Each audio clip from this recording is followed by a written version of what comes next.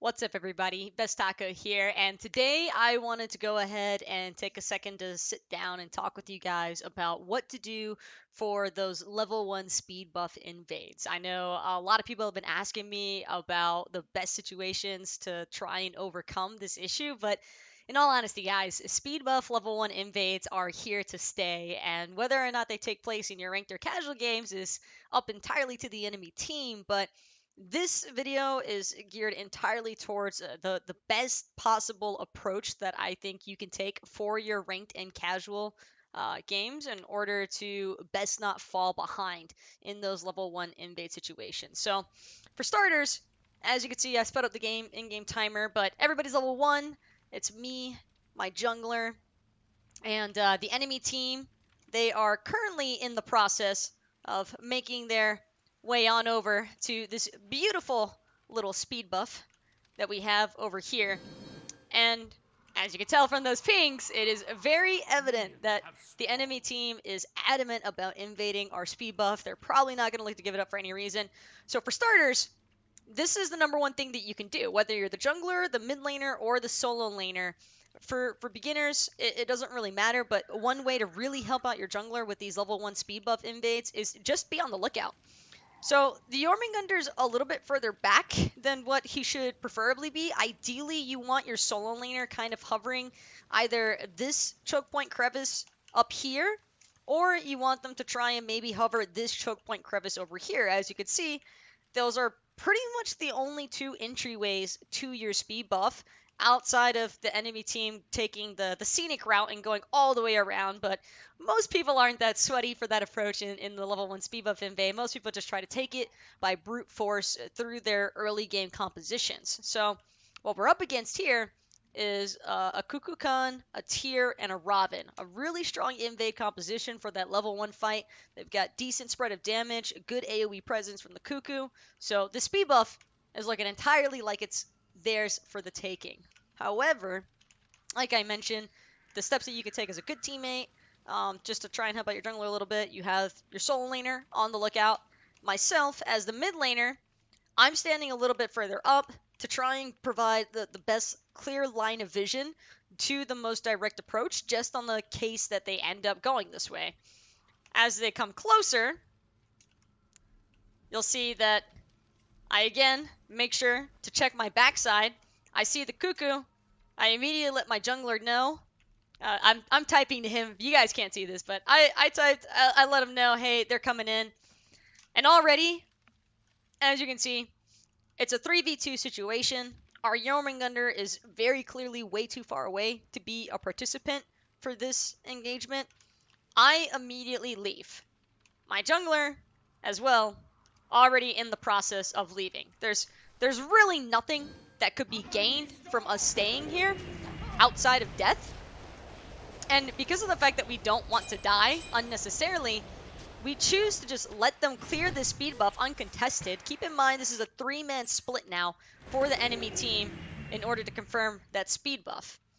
But I just ping to my jungler, follow me, and you see, instead of trying to contest in a 3v2 scenario on the speed, it's better to just head straight to your red buff. The reason why you head straight to your red buff is A, you get confirmation on your buff because your jungler is going to also help you speed up the clear time of this buff, since it's due to spawn very shortly after.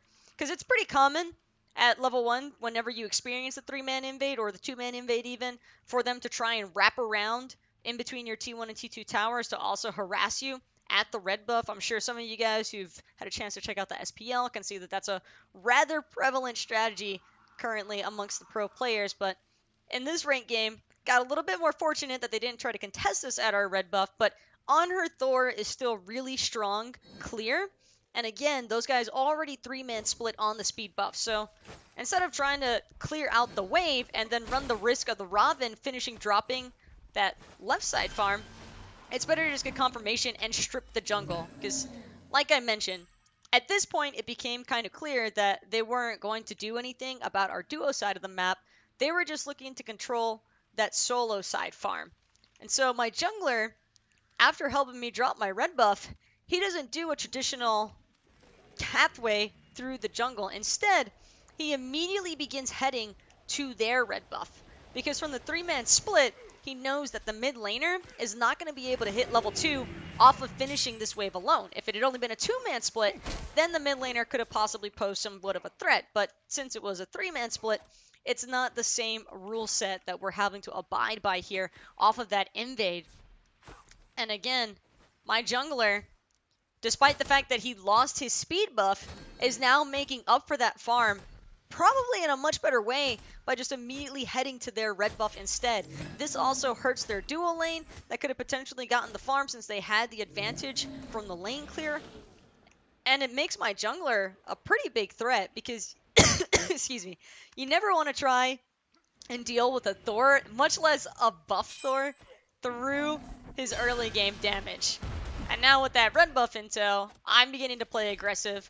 My jungler can play a little bit more aggressive because he's now level 2.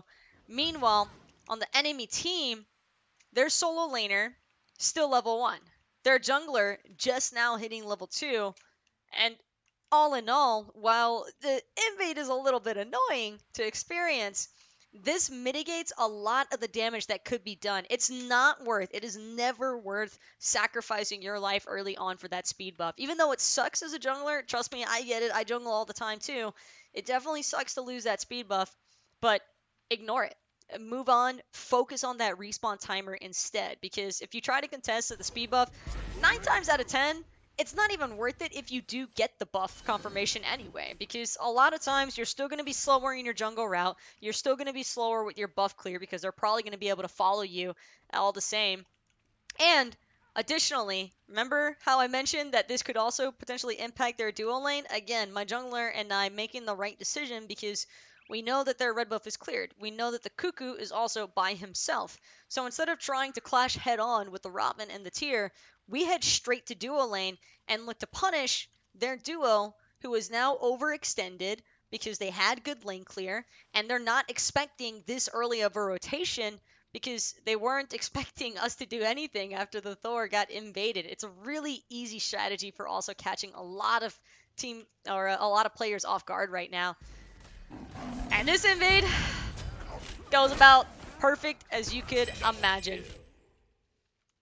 And just like that, my jungler is not only ahead of their jungler in terms of gold, but experience-wise, we suffer little to nothing. I fall slightly further behind because their mid laner is solo clearing all of these creep waves, and I'm obviously going to be missing some minions due to the rotations, but early rotations into duo is a great way to punish the enemy team for having sent their jungler to that solo side of the map to look for the contest on the jungle farm there, because it's a lot easier to give up the initial spawn of those buffs and just look to focus out on the respawn timers. Respawn timers are usually a little bit more important because, like I said, even though it can hurt a little bit at the start to not have that speed buff or to not have that red buff off of those early invades, you're so much better just looking for early rotations after the fact. It's a lot more prone to catching the enemy team off guard.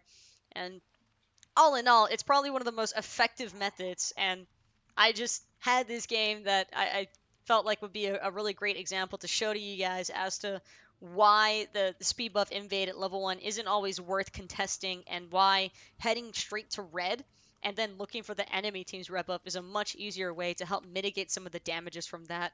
So hopefully this video helps some of you guys out with your ranked and casual games in terms of the invades. I feel like this is a little bit more common amongst some of the lower divisions right now. In higher ranks, it's not very common right now for players to look for those invades. I think largely due to the fact that it's so much easier to punish on that duo side of the map like I just showed not too long ago. But all in all, if you have any questions or anything else that you guys have in mind for some things you'd like to see or get my analysis / explanation on, more than happy to help. You can go ahead and drop your comment down below, and I'll be sure to be on the lookout for those. Other than that, love you guys, and like I said, hope this helps.